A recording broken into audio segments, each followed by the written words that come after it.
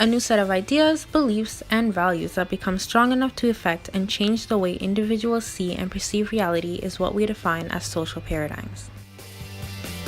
Almost everything has evolved since the beginning of time until now, obviously, which is why we don't still have dinosaurs roaming the earth or why we don't walk on all fours anymore, or at least a lot of us don't. So since new innovations and ideas and creations have taken over our society we live in, there are countless examples of social paradigms. And of the most interesting to us was the evolvement of footwear, not from how we went from this brand to that brand, but the actual ideas and values behind footwear itself. Just allow us to further break that down for you. Back then, shoes were just a necessity. Now it's a $48 billion industry. Anthropologists found that earliest use of protective coverings for the human foot dated back to 40,000 years ago. These first type of shoes were sandals, by the way.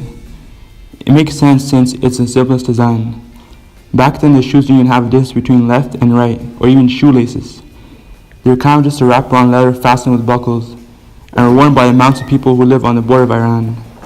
Eventually, people caught on to the convenience foot covering had, and made their own innovations to the shoe. The shoelace was added on, then followed by the rubber soles and heels in the 1800s. Which, fun fact, heels were worn by the men first. Shocking, right? So fast forward some years is when we really see how the shoe revolution has changed with time and is now a major part in today's society. Shoes that were once worn for function became a major source of fashion and even identity. Converse started out in 1915 as the world's first tennis shoes and became instantly popular.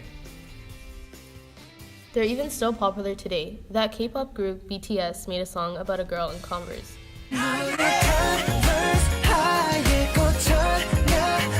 Anyways, Adidas came around in 1949, followed by Nike in 1964. At the time, these were the most popular sports shoe brands. So that's already a change we see in footwear function. Shoes were now bought for basic necessities and actually participating in the sport that the shoes were manufactured for. Nike pretty much dominated the shoe market because of their cool marketing strategies and signing athletes. Here's a clip from a 1982 commercial of theirs, the very first television commercial.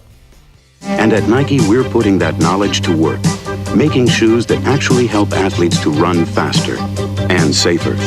Why do we go to so much trouble? Well, it may be the 20th century and all that, but there are still people out there who run as if their life depended on it. Little did Nike know, Air Jordan 1s were released the following year, becoming a multi-million-dollar concept. At the turn of the millennium, American culture populated wearing basketball shoes as a trend. People who had never even touched a basketball were wearing Nike's, Adidas, and Jordans. Now, obviously, they did not buy from these companies for their true function, but rather to express themselves. This passion for footwear was also greatly populated in hip-hop. Got a closet filled with shoe boxes. Mom said my spending habit a little bit obnoxious. These hip-hop artists with tons of money to spend bought incredible amounts of shoes, and so the people of our society followed their footsteps, pun not intended, by collecting different styles of shoes. People even camped out at night at their local shoe store to get the newest release in the morning. Just look at how far we've come.